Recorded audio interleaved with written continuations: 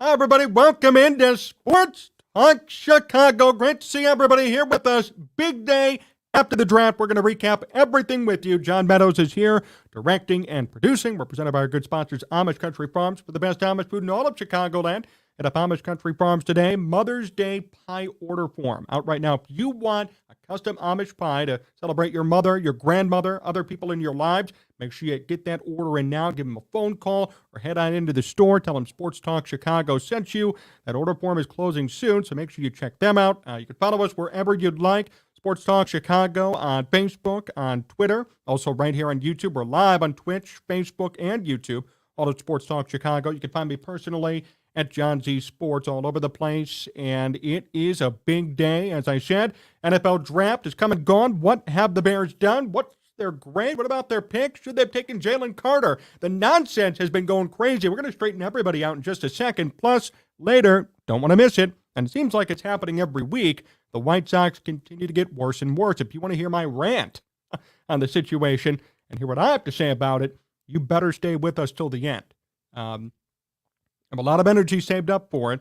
It's been ruminating in my head all week again, and after yesterday's debacle, in which the Sox gave up 10 runs in the seventh inning en route to another loss, they're 7-21. Luis Robert got benched. So much stuff going on there. We will discuss all of it later on in today's program. Now, feel free to comment and stay with us here today. We're going to be reading all comments. We're going to be going back and forth, a nice free flow of interaction and information. What is your reaction to the Bears' draft performance? How do you think Ryan Poles did? Should they have taken Jalen Carter at 9, or did they do the right thing in taking Darnell Wright at 10? We want all of your opinions, all your comments. We will address them as things move forward throughout today's program. It's great to see everybody here. One more programming note, too, before we really get started. Corey Wooten, former Bear defensive end, will be back this week as well to recap the draft, potentially, and should be going up tomorrow in the evening. So make sure you stay tuned to hear what Corey, former Bear, has to say about this current Bears team and how they're going to be looking in 2023.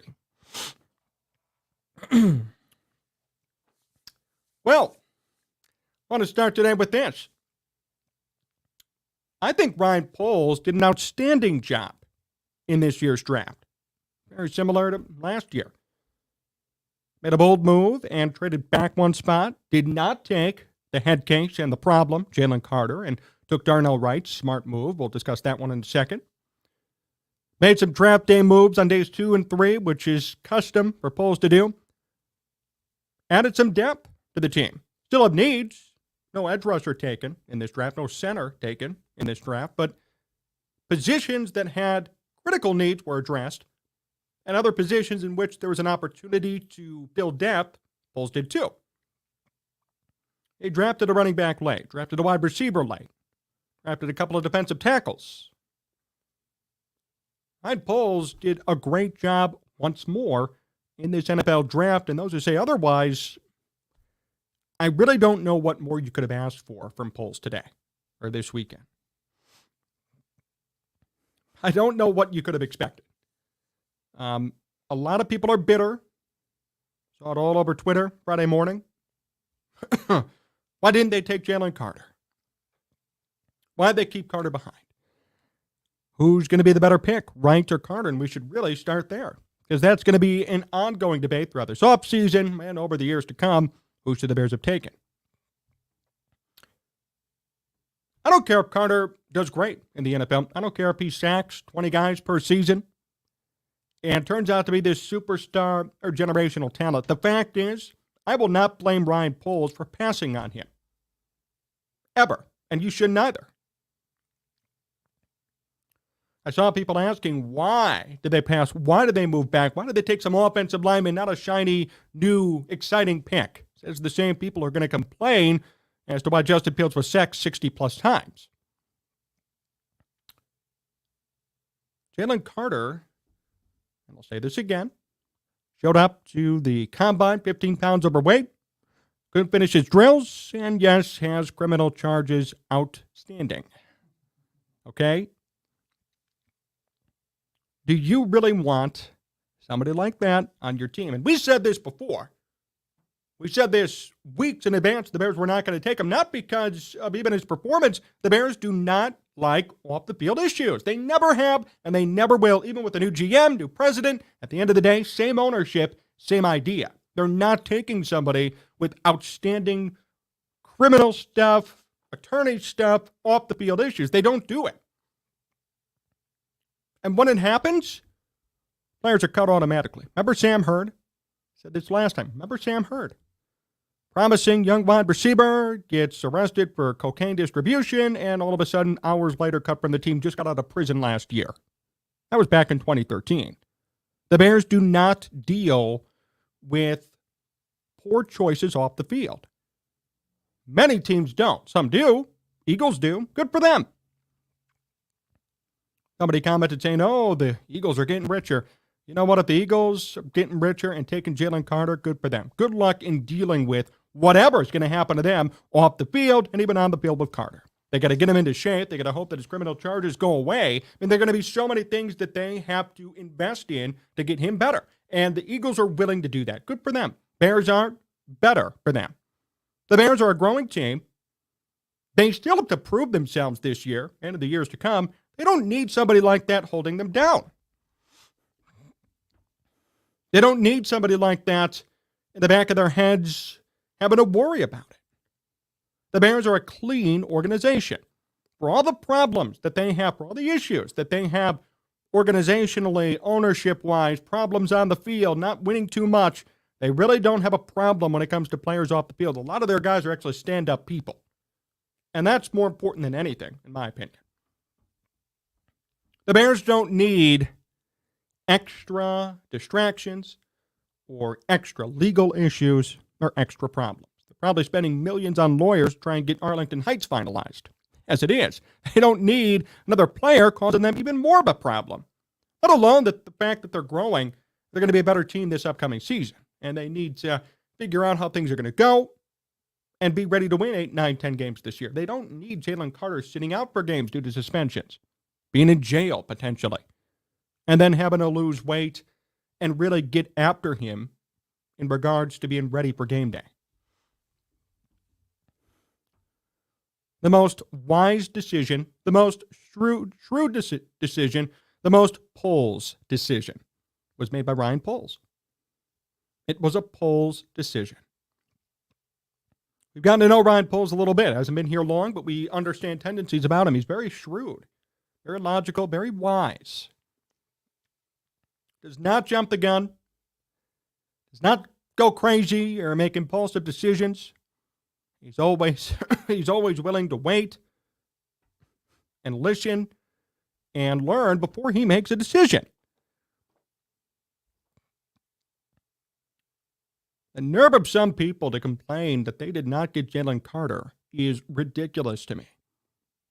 Saw a prominent Chicago sports radio host saying it was the wrong choice or wasn't the choice I would have made. Somebody said, well, how could you be pissed about this? He's like, oh, I'm not mad about Darnell Wright, but it's just not the choice I would have made. But yet that same person is going to complain week one of the season when Justin Fields gets sacked 10 times. Can't have it both ways. There were needs on both sides of the football. The Bears did what they should have done, what they did do, protect the quarterback. This is actually a further referendum and further proof that the Bears love Justin Fields. They decided not to go defense. They decided to neglect defense in the first round because they want somebody to really protect Justin Fields, and they did it. It's an investment in your quarterback. See, we get this all mixed up sometimes. Investing in your quarterback's not giving them $200 million like in Jalen Hurts or Lamar Jackson all the time. Sometimes you show that you're investing in your quarterback by getting in other key pieces that are going to help them improve. Justin Fields' O-line was one of the worst in football. They might have been the best at run blocking or the best according to PFF, but the fact is Justin Fields got killed and sacked way too many times last year. They needed offensive line help. So what did Ryan Poles do? I believe in Justin Fields. We're not taking a quarterback. We're going to trade back, and we're getting an offensive lineman. There was an investment there in Justin Fields, indirectly. Important to note.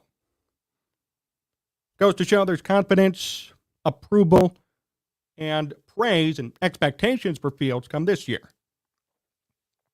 It's going to be harder for Fields and company and anybody else to say, hey, Fields had no O-line. No. Hey, Darnell Wright Gave up no sacks and 8 pressures in all of 2022, plus played left guard and right guard. Actually volunteered to move over on the line. True story. How about a team player? How about somebody who you know can protect you? How about somebody who's willing to be competitive and play hard and give results at the same time? I like somebody like that better than Jalen Carter. In fact, it's a character issue too. Darnell Wright, team player. I'm going to move sides to help out my team. I want to protect my quarterback at all costs. Team guy. Cares about his team. Cares about his quarterback. Jalen Carter, meanwhile, selfish, getting in trouble off the field, and yet that's the guy the Bears should have drafted.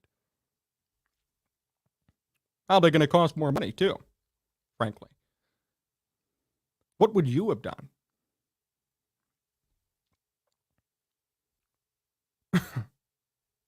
Seriously, what would you have done? Ryan Poles hit this one out of the park. I don't care what anybody says. You could lament about Jalen Carter all day. I don't want anything to do with him. And the Bears made the right choice in taking Darnell Wright. See what I did there? Right choice, right choice. No pun. No pun intended there. According to PFF, Wright allowed no sacks and just 8 pressures in 2022, but going up against some of the best pass rushers in the SEC. In fact, Wright seemed to elevate his game against fierce competition.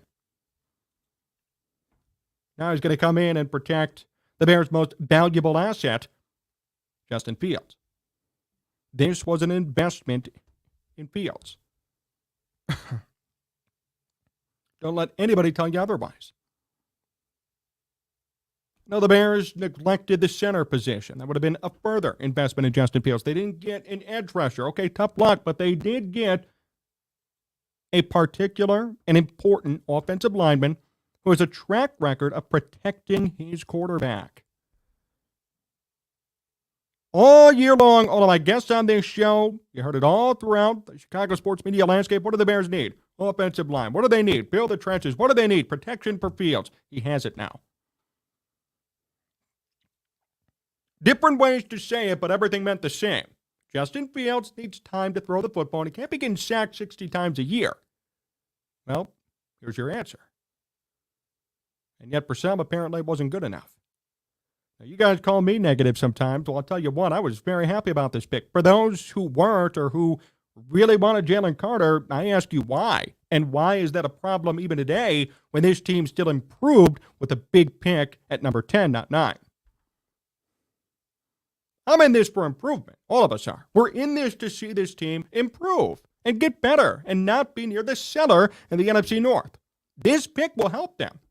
And not be flashy or exciting or, oh, who's Darnell Wright? He is a quality offensive lineman. Somebody you could trust and somebody who's going to protect Justin Fields. And if he doesn't, nobody could predict that either, right? If he turns out to be a big flop or a bust, I can't blame Ryan Poles on that. According to tape and numbers and perception around the league, he's a very good player. Nothing else you could say about it. So please, don't worry about the Jalen Carter thing. I would advise everybody to move on from it and look at what the Bears did instead. Look at who they drafted and look at why they took somebody like Wright. That's exciting. Ryan Poles also said in a press conference this past week that he can't fill all the holes right away. Fair point. Correct point from Poles. Can't fill everything right away. Going to definitely take time to get better. I've talked about this 100 times. You try to stay disciplined, do the right thing, and not panic and do something that's going to hurt us down the road. And Poles said we can't fix everything at a high level in one swoop. Bears still have money. Free agency still going on. There are players out there who are unsigned. There are trades that could still be made. This is not over. Yes, they need an edge rusher. Yes, they need a center. Yes, there are other positions on their team that could improve greatly, sure. But through the draft, the Bears actually addressed a lot of issues. A lot of scary things. And Darnell Wright was the first round pick for a reason, because that was the Bears' number one problem.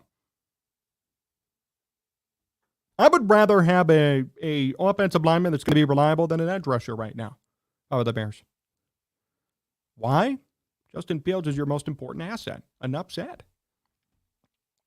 If this was the 2006 Bears, okay, yeah, defense is going to be their important asset. You draft an edge rusher. This is a new team and a new era of football.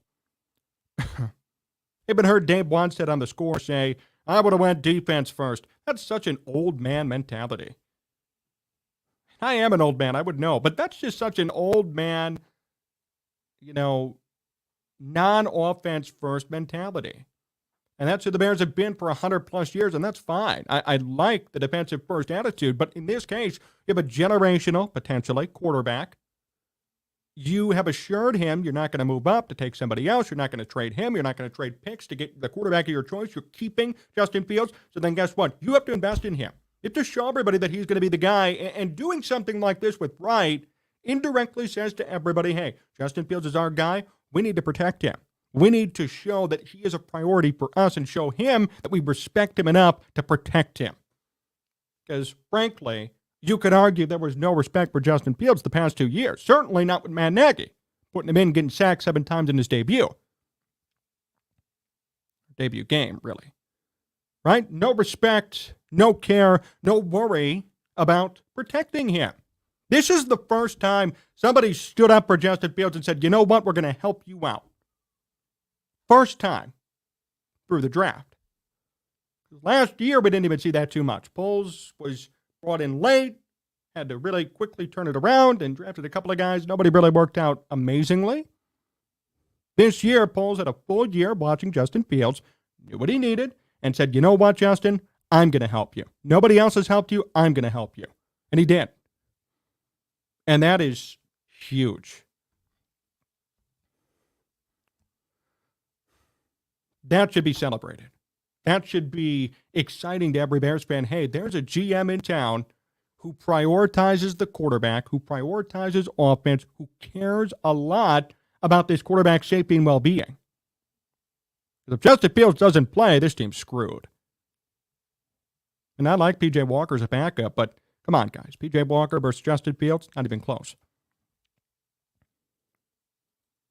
I love this. And I think Ryan Poles, again, hit it out of the park and made this work. Of course, the first round isn't the only round we're going to cover. We're going to go through each pick right now and give you a quick synopsis and an idea of what the Bears did right and did wrong, how this player will fit into the Bears' plans. But I'm touching on Darnell Wright a lot to start, not only because he was in the first round, but because there was so much controversy of should it be Carter or should it be Wright. And I want to make it very clear, at least on my program, all of you watching, we are a Darnell Wright supporter. I never supported Jalen Carter. I don't care what he does in football. Doesn't matter to me. The Bears do not have the time nor resources to sit there and cuddle somebody who has so many issues off the field, who's immature, and who showed up 15 pounds overweight. You got to be ready as an NFL player, as a college player entering the NFL, excuse me. You're not just going to show up, waltz in, and hey, I'm a top pick. No, that's dumb. That happened to Ryan Leaf, to Marcus Russell. How'd that work out for them? Hey, I'm a top pick. I'm so good. Yeah, you're out of the NFL in 2 years. I'm not saying that's going to happen to Jalen Carter. But if he doesn't learn from his mistakes, it may happen. Yes. Why take that risk if you're Ryan Poles' first full year, first full opportunity to draft? Why take a project who may or may not work out? I don't care what his potential is. Too many problems to even justify taking him. The fact that he went at 9 is unbelievable to me. Not worth it. I want to make that very obvious to everybody who's tuning in or just hopping in right now. Darnell Wright was a good pick. And the Bears passing on Jalen Carter was outstanding.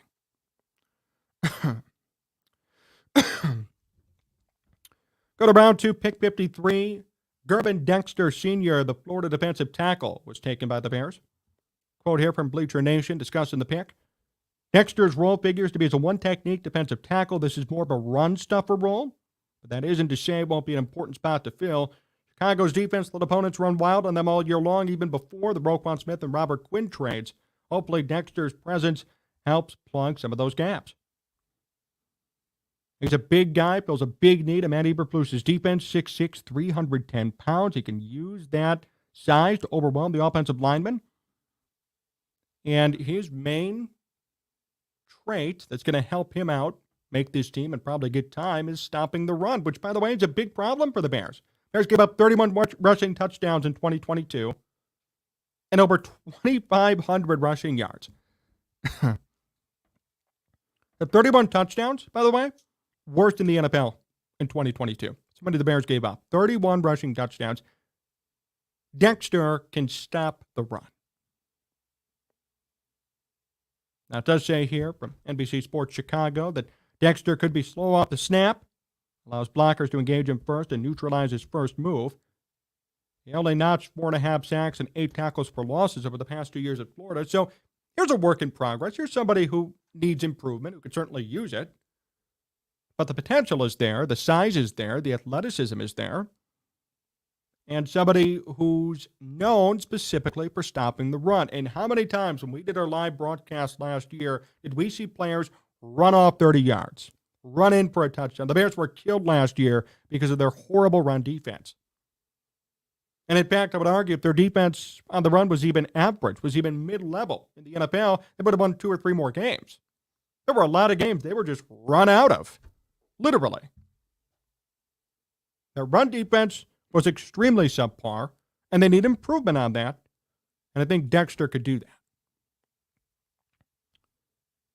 Obviously, his numbers at Florida weren't amazing. Fair enough. Not going to sit here and oversell him to you. I mean, he's a second-round pick and only had 4.5 sacks in 2 years. We don't know what we're going to get out of him. But for somebody who specializes in neutralizing the run game, that is something the Bears need. So I can't say this is a dumb pick or a bad pick by Ryan Poles. It's smart. They need this. And this is also somebody who could grow. And that's what you're drafting for in the draft. It's not always about, hey, what did they do in college? What are they looking like? How good of a prospect are they? It's what's the potential? Where could they grow to? How good could they really be in 5 years? That's part of the draft. Somebody like this, who already has a good run game stopping presence, could grow into a full-blown, great defensive tackle, could do it all. It's worth a shot in the second round at number 53. And I think he could be playing a significant role this year, especially if he stops the run game. Pick 56, Tyreek Stevenson, cornerback, Miami, Florida. Let me do this quote here. Stevenson measures 6 feet and 198 after a college career that saw him spend time at Georgia and Miami. Things ended on a high note at the U, where Stevenson earned third-team All-ACC honors for the Hurricanes. And last year, Stevenson had 2 picks, 7 passes defended, 25 solo tackles, 1.5 tackles for loss. Stevenson gave up 47.2% completion rate in coverage between 2021 and 2022, 5th best across that span, 3 picks over the last 2 seasons. So when the ball was thrown in Stevenson's direction, the completion percentage in college was 47.2%. Outstanding. 5th best in the nation, according to PFF. According to NBC Sports Chicago, he may have some problem in zone schemes, which is what the Bears play the most of the time. But this is a solid ad. I don't think this is a dumb ad at number 56, Tyreek Stevenson. That's the big key to me. When you're giving up a 47% completion percentage, you're doing something right. He was 5th best in that span, 3rd-team All-ACC team member, and frankly, more numerical statistics than Dexter, Gervin Dexter. Stevenson could play a significant role in the Bears secondary even right away. Yeah, Jaquan Brisker's there, Kyler Gordon's there. The Bears could still use somebody else back there in that corner position. It says here maybe Kyler Gordon will work on the slot corner position, and this could allow Stevenson to get more time. Whatever they end up doing is fine. He's going to have to learn zone defense and be better at it. But in the interim, he obviously has a track record and has done enough to show that he can be an effective corner in football. Effective in coverage and effective at getting the job done, and did it for a couple of years there in Miami, Florida. Smart move by Ryan Poles at number 56. Zach Pickens, defensive tackle, South Carolina, from number 64, round 3. Standout defender for the Gamecocks. Pickens had 42 tackles, 4 tackles for a loss, 2.5 sacks last year. And the year prior, Pickens had 4 sacks and 5 tackles for loss.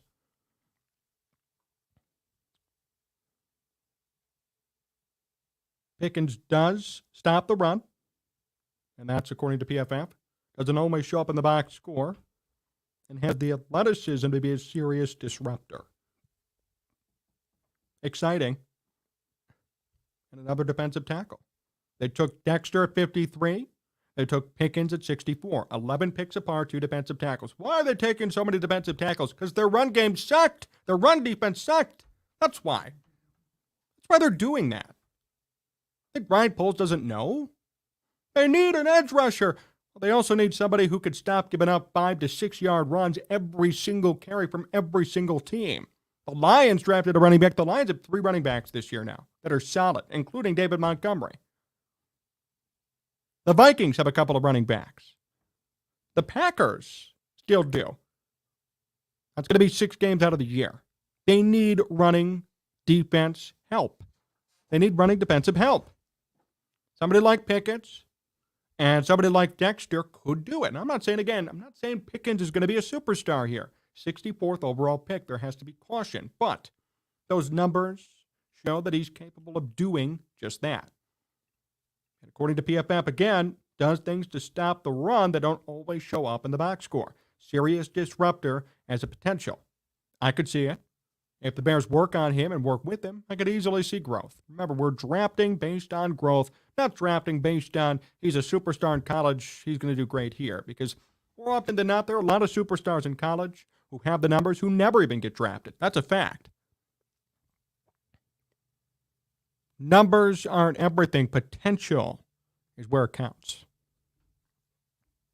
Somebody like Pickens can work in tandem with Dexter, and both those picks could turn out to be great for the Bears.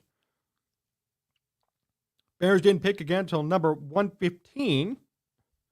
And they took a running back, which I loved. Rashawn Johnson from Texas. Apparently, he's compared to Miles Sanders. So that's very exciting. He was the man over at UT for Johnson. It says here, the Bears seemed disappointed they weren't able to bring David Montgomery back, so they picked a player who could bring a similar skill set to the run game. Johnson is elusive and strong, makes him hard to bring down. His stats don't pop off the page because he was running mostly behind Bijan Robinson, a player who many believe is the best running back prospect since Saquon Barkley. According to PFF, Johnson's 45% forced missed tackle rate over the last 2 years leads all running backs in the entire country with at least 190 attempts. Perfect compliment to Khalil Herbert. So the Bears chose not to re-sign David Montgomery. Still not too thrilled about that, I'll tell you. Still not excited about that. I mean, because the money that Detroit paid him was not significant. The Bears could have easily matched that offer and made something work. They didn't. We move on. Instead, the Bears add somebody like Johnson, going to be a rookie, going to be hungry to work, going to work in tandem with Khalil Herbert, similar skill set to Montgomery. He's going to work. And my hope is that he gets more carries than that bum-ass running back from Seattle the Bears signed, who's 800 total yards to his name. And that's what we have to hope for. And they drafted a running back at number 115, and him and Herbert do well. And Herbert's still young, and he's going to be under contract for 5 years. This running back position could be in stable hands, which is something the Bears needed. And in the 5th round, or number 115, what the hell could go wrong, right? Round 4, pick 115. What could go wrong with this pick? The worst thing you could do is have him be a total bust, but really wouldn't even be a bust because he's a 4th round pick. And yet, the upside with him could be huge. And the Bears needed a running back. They're going to bring in somebody young, similar to David Montgomery, to complement Khalil Herbert. Who knows? He could even overtake Khalil Herbert. I could guarantee that based on how Herbert does, because I'll tell you what, Herbert is not going to be able to replicate 5 to 6 yards per carry on average. It's just not going to happen. Johnson has an opportunity here, if Herbert struggles out of the gate, to even overtake that position. And I'd rather have a fresh set of legs back there, somebody who is a fourth-round pick and has a lot to prove, and someone like Herbert who may struggle, and somebody like the Seattle player that the Bears signed for a one-year deal who has only 800 yards to his name and is mainly a special teams guy. Watch out for Rashawn Johnson. I'm saying that now. I mean, this could be the one pick, in my opinion, that's the complete X factor of the entire draft for the Bears. We know Wright's going to be good. All these other guys we're excited about, but Johnson could make a big impact if he gets the opportunity. No one's talking about him buried as a fourth-round pick. I could see him being very prominent in this Bears offensive scheme if he gets an opportunity. Go to number 133, Tyler Scott, the wideout from Cincinnati. So Scott, very good, 40-yard dash at 4.39. College defenses saw his speed. Scott caught 54 passes for 899 yards and 9 touchdowns. Second team all AAC honors. And Daniel Jeremiah said that Scott reminds him of Darnell Mooney. How about that? Scott caught 84 passes for 1,419 yards and 14 touchdowns between 2021 and 2022. How about this? Scott, he played running back in high school, just started to learn wide receiver in 2020, his first year in college. Another X-factor, exciting signing that could turn out to be so prolific and impressive.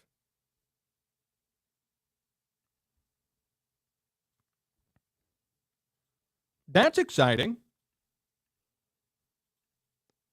Somebody like Scott who has these accolades already and has some numbers and is just learning the position. He's essentially a novice to the position.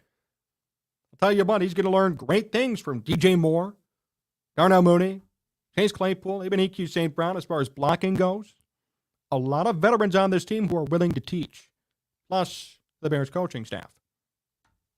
If he gets the opportunity, Scott, I think, could be very impact-making right away for the Bears. He could make something happen.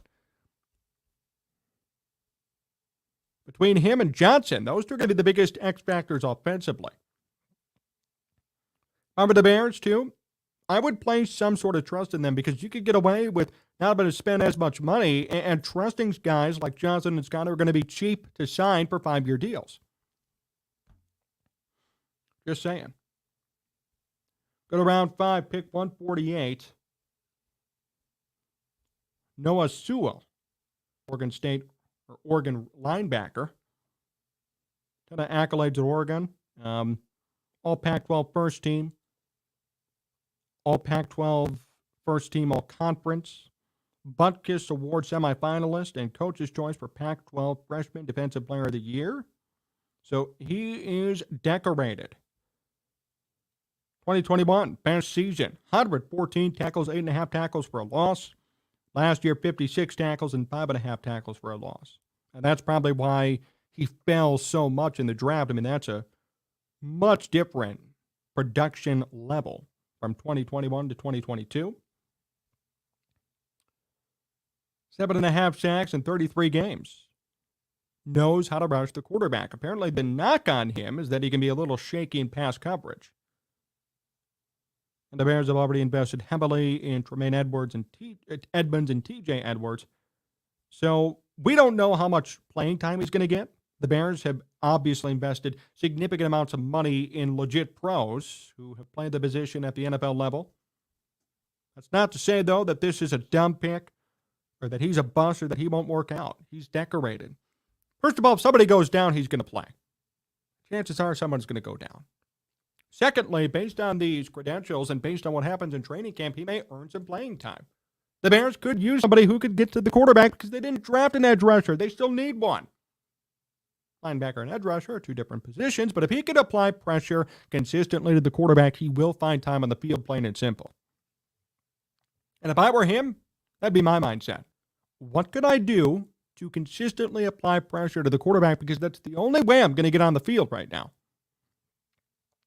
How could you beat out these free agents who are making tons of money? Show that you can rush the quarterback. There's a need for it for the Bears. Do it, and you're going to find time to play. Going to pick 165, Darnell Smith, Minnesota cornerback. All Big Ten honorable mention this past year. 34 tackles, 38 total. 4.5 tackles for a loss, 2 sacks, 2 picks. Very diverse stat line. Bears scouts believe Smith has the smarts and the instincts to succeed in off-the-ball coverage, which the Bears like to deploy in their secondary. He was a backup in 2019 and 2020, lost his starting spot after his freshman year at Minnesota, but regained the starter role this past season. The Bears believe he's ascending. That's about it. We don't know too much about Smith, but I'll tell you what, those numbers are nice. Tackles for a loss, sacks, interceptions, a lot of tackles. And obviously, there is emotional maturity. You lose your starting spot in college as this big-time recruit coming out freshman year. A lot of people would say, you know what, I'm going to coast or not in a good mood or I'm going to be relegated to the bench. He did enough hard work to re-earn his spot and get an opportunity and showed out this past season. So there's emotional maturity. There's an ability to overcome adversity there. And that's something that you're going to need in the NFL. People get benched all the time. How do you overcome it? How do you react to it? And somebody like Smith may react to it well and may work even harder to improve. So that's something you could take away from it right off the bat. A couple of more 7th-round picks. Travis Bell, pick 218, Kennesaw State defensive tackle. Apparently has a unique pre-draft workout. Not too much else on Bell. And then finally, round 7, pick 258, Kendall Williamson, Stanford safety. Williamson joined Chicago as a heady football player. The Stanford product was a Pac-12 All-Academic Honor Roll player, earned first-team academic All-American honors in 2022. Kendall Williamson, the final pick for the Bears in round 7 at number 258. So that is the Bears' new roster. And that is what they're looking like after this draft. What does everybody think? Take a look at some of your comments here. Bear down 1981. Love Terrell Smith. Can't believe he fell that far. Ran 4.4 flat big at 6'2", 215. I agree with you, Bear down. And again, somebody who overcomes adversity, somebody who understands what happens when you lose your starting spot, how to regain it, how to work hard enough to regain it, and then perform when you get it back. That could be a very sneaky yet good pick.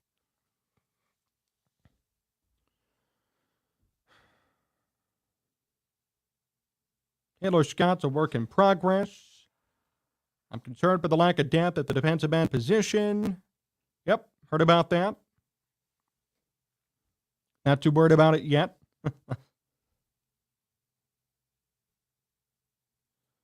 Let's see here. What else did everybody say? Lions picked up a running back first round. Yeah, the Lions. Man. Did not understand that pick. And I got a couple of fantasy football people I follow who are freaking out and all pissed off because now it's like, well, who are you going to play on the Lions? Who are you going to run with? Because they got David Montgomery. Now they got this first-round running back. They did trade DeAndre Swift, though. How about the Eagles getting DeAndre Swift in a trade? That is huge. Good for the Eagles in getting that one done. I mean, that's huge for them. And guess what? It's because DeAndre Swift said that he didn't want to play there after they drafted Jahmyr Gibbs. DeAndre Swift told Lions he didn't want to play there after Jahmyr Gibbs' pick. So then what's he do? Get to go to the Super Bowl appearance team that just made the Super Bowl. They're going to be a hell of a team. Again, that is huge for them. So maybe, I should say, the Lions will have more of an opportunity to showcase their running backs. It's going to be David Montgomery and a rookie. My guess is this. David Montgomery is going to be forced out of his role very quick. It's not because David Montgomery sucks, but because fresh pair of legs, first-round draft pick as a running back, he's going to get some time, and Montgomery may be relegated to more of a side role. Maybe might be regretting taking that opportunity because here in Chicago, could have played, I'm sure, still could have kept his main role. The Bears would have brought in somebody like, in the 5th round or 4th round, but it wouldn't have been a game changer or a game ender or, hey, David Montgomery, you're done. Rashawn Johnson is going to really need to prove himself to earn time. Montgomery would have had an incumbency situation where I think he would have been okay. So might be regretting that decision now. The writing's on the wall for him, I would say, in Detroit before it even started. That's tough. At least David Montgomery got paid. Well, he did, and there's even some guaranteed money in there for the second year of his contract. So he will be getting paid. I guess that's all that matters to him. But as far as actually getting a chance to play, the Lions have told him and really told everybody, including Swift, which is why he left, he may not get too much time to play. And for some, that could be a tough realization.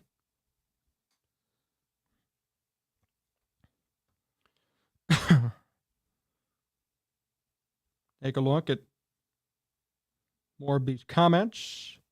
Pickens was a high grade for me this year, says Joseph. He's a beast. His tape shows consistent pressures, gets his hands up in pass lanes, and attacks the rush. I think he's going to be solid. Rojo is the new Monty. Book it. Rashawn Johnson being the new David Montgomery, and that's what the comp is, draft-wise. That's what a lot of people are saying. And I think he is a good candidate as someone who's going to get significant time and opportunities to make it and to show everybody that he is the new Montgomery. I really think he's going to have an opportunity to do it because, again, Khalil Herbert's not going to replicate 5 to 6 yards per carry. And that's it. I mean, there's really nobody else on the roster right now who's going to be a significant player at the running back position. Johnson has all the room in the world to impress and get significant time week 1. So really now it stands on him. The Bears drafted him, did their part. What's he going to do to prove that he deserves more time on the field? But I think he's going to be solid. The Bears did get good linebackers in free agency. They didn't really need many of them in the draft, which is why they kind of laid off the linebacker position. But for those of you just hopping in here on Sports Talk Chicago, my position is the following, at least as far as the first round pick goes. Darnell Wright was the correct choice over Jalen Carter. So I hope everybody at least could see that idea. And I think overall for Ryan Poles, if we're going to sum up what he did and give him a grade, I'd say A-. A- is a fair grade for him. In fact, you know what? No. I'm going to change it to an A, and here's why. Ryan Poles got an A in this draft. Again, and here's why. He already made trades before the draft that ensured a smooth draft. Remember, technically last night the Bears acquired DJ Moore. They did. They gave up the first overall pick and went back to 9. Then they got another pick and went back to 10. They drafted something they really needed, offensive line help. They targeted the defensive tackle position, built the trenches up. They brought in somebody who could be David Montgomery-esque for a quarter of the price. And brought in a talented wide receiver with accolades who's just learning the position. This was an outstanding draft for Ryan Poles and the Bears. Outstanding. For those who disagree, just because of the whole Jalen Carter controversy, I ask you this, and I'll say this again. Do you really want somebody with that much baggage on your team when you could have drafted a sure thing, essentially, and Wright? The Bears drafted a sure thing in Wright. They didn't want to go with somebody with off-the-field issues, trouble, and 15 pounds overweight. Good choice on the Bears' part. Smart move. Ryan Poles did the right thing.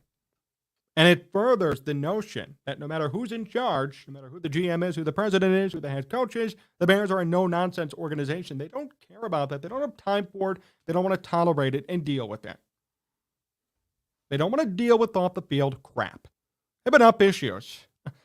This team has too many issues to count.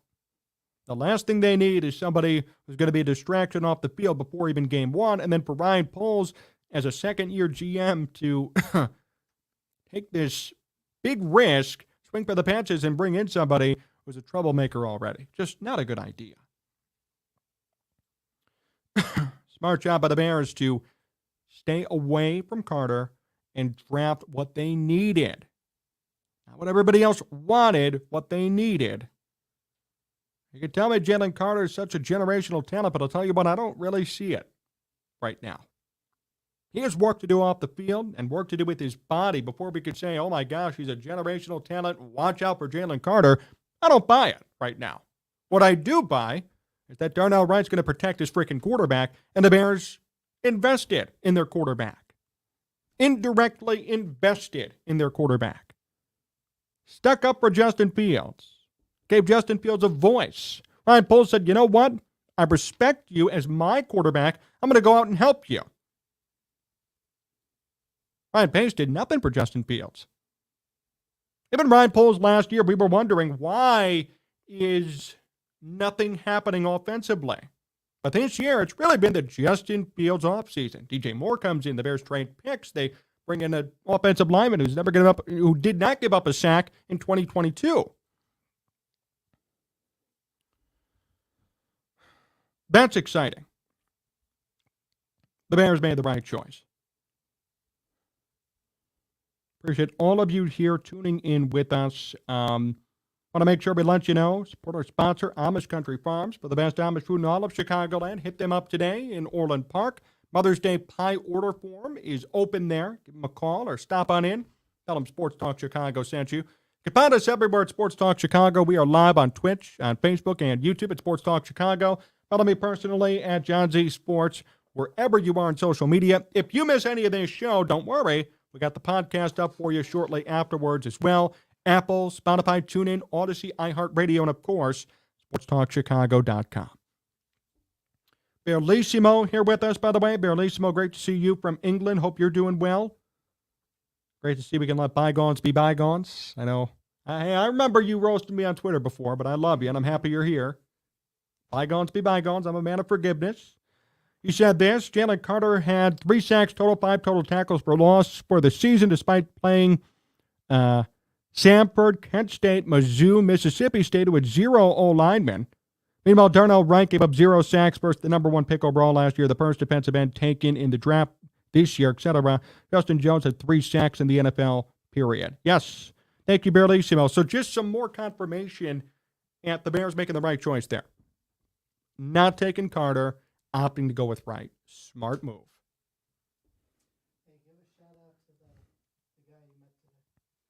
That's right. That's a good point. Before we finish up today, I do want to say this, and John, thank you for reminding me. I don't know if he's watching right now, but I was getting gas out in Aurora today and came out of the store, or, out of the station, paid in cash, and I hear somebody yell, Sports Talk Chicago! Sports Talk Chicago! I look over. Jesus was filling up his gas tank in his car, flagged me down, and I go over him and we talk, and he was awesome. It was so cool to meet somebody in person. I told him this is only the 3rd time that's happened to me. He was very gracious, very nice guy. We talked some baseball, talked about the LA Angels of all teams, and it was just so cool to get to meet somebody, a fan of this show, out in public. And I want to say this to all of you. Hey, if you see me somewhere, please say hi. I love meeting fans outside of this environment, outside of, hey, I'm in a studio hanging out with John, looking at comments on a screen. It was awesome to see him in person, and it certainly made my day. It was really fun to see a fan, to interact and to talk sports, talk shop. So I just want to give him a shout out. And John, I appreciate you reminding me because that was awesome. Really cool. When I came in here, I told John and he freaked out. I told my girlfriend, she freaked out. It was really cool. So it was awesome to see. And Bellissimo, I respect your grind, John. I apologize for any offense caused on Twitter. I'm taking ownership of my mistakes made. Hey, I was actually just half kidding, Bellissimo. I don't really care. It's Twitter, right? But I appreciate the apology. No harm, no foul. Just messing around, having a good time. But I appreciate you tuning in on today's stream. And David, great to see you. Yes, David from Australia. Yes, awesome draft. What success. Season is going to be so cool. I haven't seen you in a while, David, but I know we go back and forth on Instagram a little bit. It's great to see you hanging out with us today in the live chat. Before we finish up today, I promised this at the top of the show, and I hope some of you are White Sox fans, or at least some of you are akin to what's going on over there. They're 7-21, and we need to talk about what's going on with the Chicago White Sox. Now, we did last weekend when they were 7-14. Another week, another 7 losses, and another rant is going to come.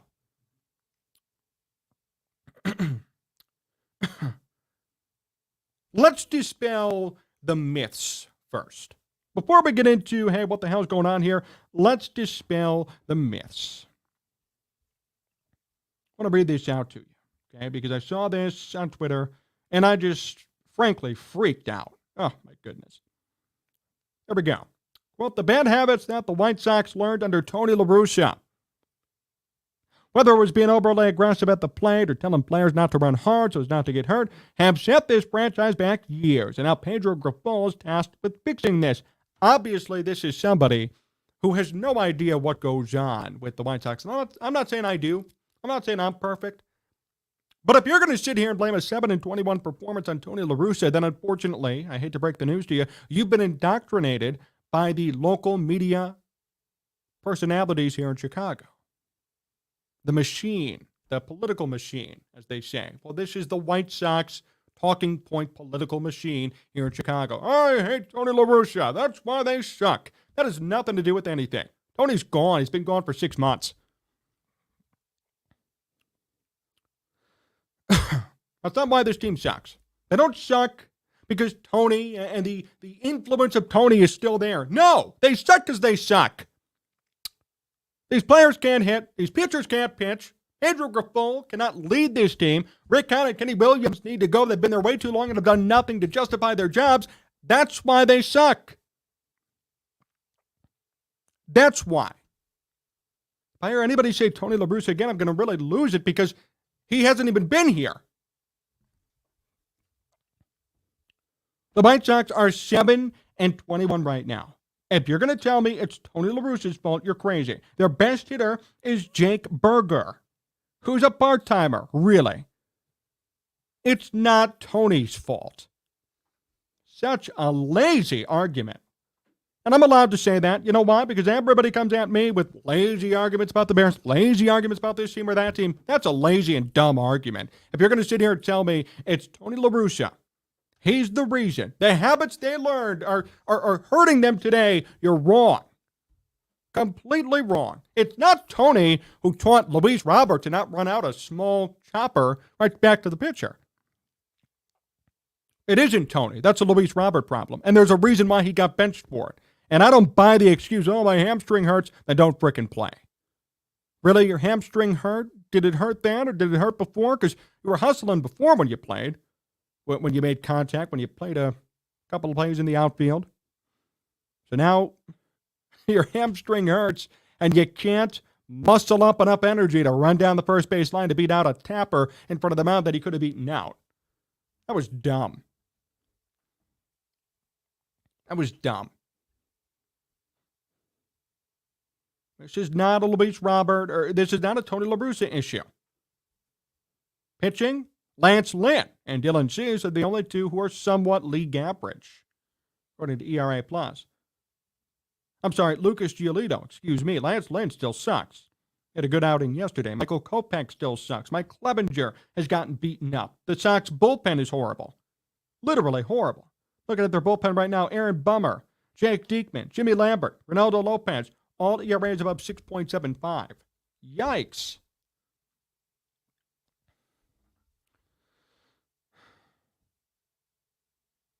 In the lineup, nobody's hitting well except for Jake Burger. Monty Grandal is about average. Same with Andrew Vaughn. Everybody else sucks. Oscar Colas has been a disappointment. Eloy Jimenez is hitting 187. Luis Robert is hitting 213 now. Elvis Andrus, 186. My goodness. And Tim Anderson is just about to come back today.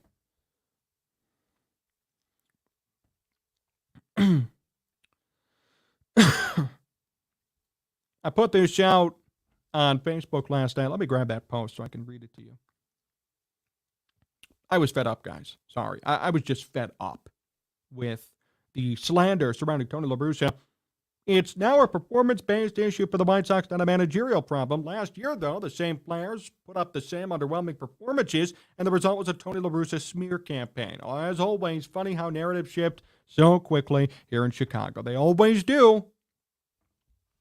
One week, Matt Nagy should have been coach of the year. The next week, it's Matt Nagy should be fired. The week before, it was Mitch Trubisky is the problem. The week after, he's the solution. The week after that, we're running him out of town. Every single team in Chicago goes through a cycle of narrative shifts. And really, the top people in the media control them. And they do it because they're indebted to an owner or to a team. Everybody hated Mitch Trubisky. Ownership hated him with the Bears. They drove him out of town, right? Now the White Sox, I hated Tony La Russa. Wasn't deserving to be here. Let's run him out of town. But now, who's the blame going to be on? Who's everybody going to blame now? And right now, it seems to be Jerry Reinsdorf and Kenny Williams, Rick Hahn. No blame on Pedro Grifol, who's the manager. And some blame on the players, but not too much. And then apparently still blame on Tony La Russa, who, for all intents and purposes, might as well be dead because he's not even on this team anymore. He has no tie to the White Sox whatsoever. But yet, for some reason, he's getting blamed for stuff. These White Sox fans, some of them at least, are so indoctrinated by the mainstream media and what narrative they're pushing. Tony La Russa's been gone. Okay, I want to make sure, let's make sure, breaking news, Tony La Russa's been fired by the White Sox. In case you've been living under a rock for 7 months, he's been off the team. He was, for all intents and purposes, fired. They've hired a new manager. And the results are the same. So we have to stop reverting to it's a Tony problem and start coming to the realization that these players suck. They were overhyped and oversold. Rick Hahn deserves to go. Kenny Williams deserves to go. And maybe, just maybe, the White Sox should tear this thing down again. That's the problem. That's the uphill battle that White Sox fans chase. I know everybody wants a scapegoat. Whenever there's a big problem, everybody looks for one scapegoat to feel better about themselves and better about the situation. This is a team-wide organizational failure. There is no one scapegoat. The players suck, so they're involved. Rick Hahn and Kenny Williams suck for overhyping said players. Jerry Reinsdorf sucks for hiring the wrong people and investing in the wrong players.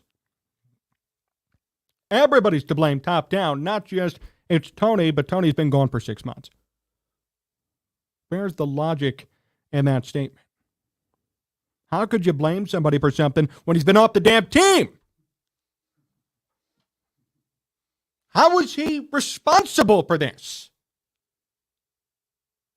And I know Tony as a person is not a great guy. I'm not defending him as a person. I'm defending his reputation as a Hall of Fame manager. Why is he in charge and in trouble for this team this year being 7-21? Did he coach a game for them this year? Did he show up in spring training and train anybody this year? Is he on staff in any which way? The answer is no. So then guess what? It's not a Tony problem. It's an organizational failure from top to bottom. The White Sox promote players to the fans who just suck, who have nothing behind them. We have been waiting. We've been hearing the saying for 5 years. Hey, wait, watch out for Luis Robert. Watch out for Eloy Jimenez. Watch out for Oscar Colas. They all blow. Are horrible. And a disappointment. We hear the same thing about these offensive players. Watch out for Andrew Vaughn. Why are they so intent on just promoting these guys who actually suck and have nothing behind them? There was a reason why Chris Bryant was hyped up, right? Chris Bryant, first round pick by the Cubs, killed it in AAA, came up and killed it in the majors in the beginning. There was a reason why, to an extent, Javier Baez was pushed and promoted. Great in the minors, came up, had to redo his swing, and for a couple of years there was good. You have to have a reason to promote and excite fans about a prospect. You can't just say, hey, we signed him and, oh, this might be nice, or, oh, we fleeced the Cubs and got Eloy Jimenez. Well, Eloy sucks. He was on the Cubs. He sucked too. In fact, he probably would have gotten hurt more often because the DH wasn't introduced in the NL till 2020.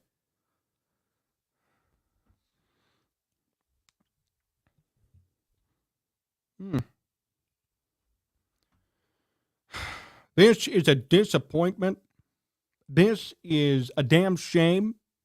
And as we sit here today, there are still some who are sipping the Kool-Aid and saying it's a Tony La Russa problem. My message to anybody who makes that assertion. Somebody like this guy on Twitter. Their username is hashtag White Sox, and their profile name says Sell the White Sox. Okay, Mr. Sell the White Sox, I'll tell you this.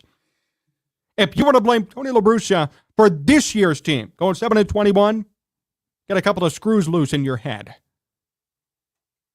There is no reason why a former manager who was essentially fired 6 months ago, who's 79 years old, should be blamed for this implosion of a situation. The Sox players learn bad habits. How about the Sox players just suck? And there needs to be some sort of change from the top down. That's the problem, not Tony La Russa. What, the ghost of Tony La Russa is haunting this team? Give me a break. It's ridiculous. No, they suck. Players are not performing. Front office is not caring. Kenny Williams is in a bad place right now, and they blow, and things need to change. That's the problem. And any other suggestion otherwise is just Tony La Russa's slander and hard feelings from the past couple of years. This guy wins your division in 2021, and we're blaming him now for going 7-21. Unbelievable. I've never seen such betrayal from a fan base. But that's because from the beginning, nobody wanted to give him the credit. And people, there were some who were not happy the White Sox won the division in 2021. There were some who actually were not happy. They were hurt and torn inside, conflicted, because Tony La Russa led them to a division championship. All of you, I say, you're not a real fan then. And these are real people out there. And now you're going to tell me it's his fault the White Sox are losing. It's his fault they're 7-21. They picked up bad habits from him. Bad habits from him. Anything you pick up from somebody with that sort of knowledge and experience is good. Anything. I don't care what it is. It's just disrespectful to suggest otherwise. If I were a baseball player, young kid, if I were even a minor leaguer and Tony La Russa managed me for one game, I would never forget it. Because I know I could pick up so much baseball knowledge and wisdom from a guy who's won multiple championships, managed all these superstars, is in the Hall of Frickin' Fame. It's actually irresponsible and it's arrogant to say otherwise. It's arrogant to say they picked up bad habits from Tony. You don't even know what was going on in there every day. And slandering Tony, it just blows my mind.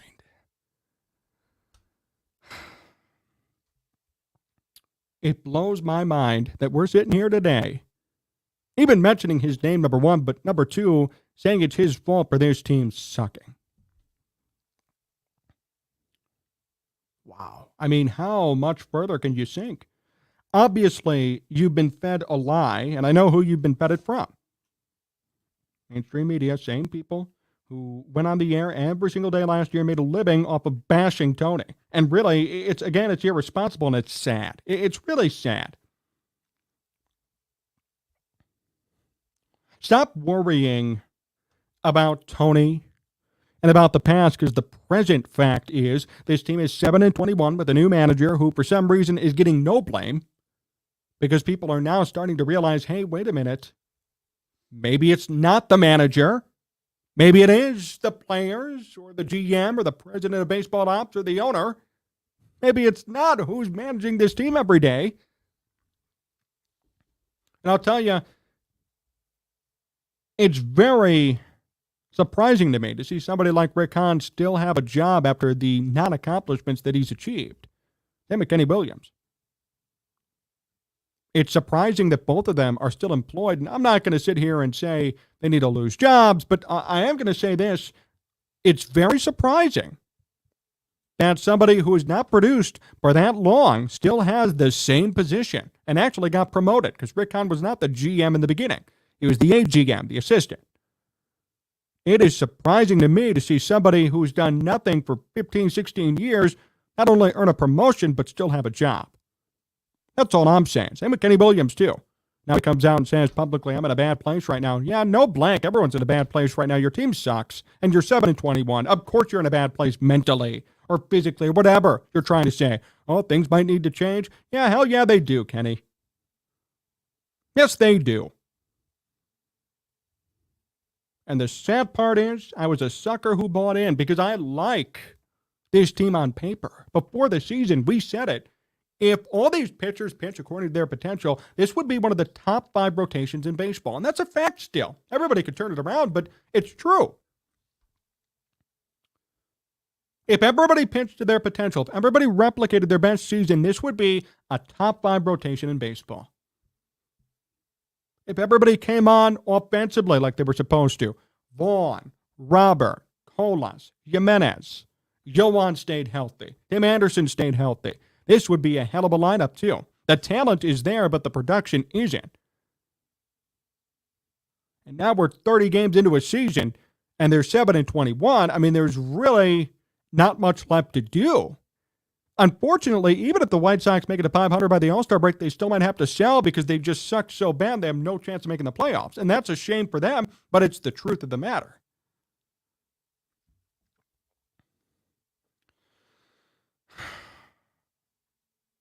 It is just very sad. But you know what's more sad? The misinformation being spread or the false opinions being spread. Just the wrong opinions being spread. Everybody has their right to an opinion, but doesn't have to be correct. I mean, I'm going to criticize it, and I'm going to criticize this. Stop blaming Tony for your problems. It's a you problem, not a Tony problem. Tony's gone. Tony's in Arizona relaxing. Not here, not dealing with this crap show. He knows what's going on. He sees it from afar, and in fact, I'm sure he feels vindicated. And I wish I could get Tony on this show. Because I would ask him, do you feel vindicated about how this White Sox team is going right now? I would. I'd feel great seeing this happen. Forced out of Chicago, media hates me, everyone hates me, and then, oh, look, they're doing worse than when I was even there. This is a dumpster fire, and things need to change now. And everybody is accountable. Not Tony. Everybody currently with the team is accountable. This current team with this current staff and these current players are not getting it done. And guess what? Something needs to change. And I end on that note with the White Sox. And I hope next week we have a better report about them. But until then, you got players not hustling out plays. You got the White Sox giving up 10 runs in one inning and losing a game that they were up on 3-0, losing 10-3. There are deeply rooted issues with this team. And all I can hope for is a complete overhaul and retool, because if not, this is only going to continue. Appreciate everybody tuning in with us here today on Sports Talk Chicago, a lively and exciting show, fast-paced. Big thank you to John Meadows, directing and producing, helping us out behind the scenes. We had a great time with all of you today. We encourage you to follow us everywhere at Sports Talk Chicago. Subscribe to the channel as we continue to get to 20,000 subscribers. We're 1,900 subs away. Every single subscription helps us to get to that number, so we really appreciate that. Support our sponsor, Amish Country Farms. And if you miss anything, remember, go back to the podcast at Sports Talk Chicago, wherever you get your podcasts, and also at sportstalkchicago.com. Corey and Joey will be with us this week to recap everything. We're going to be adding new shows as well, so stay tuned for the podcast network. And we will be back Thursday night to talk more Bears, more Cubs, more White Sox, and anything that's on your mind. Until then, stay safe, and so long, everyone.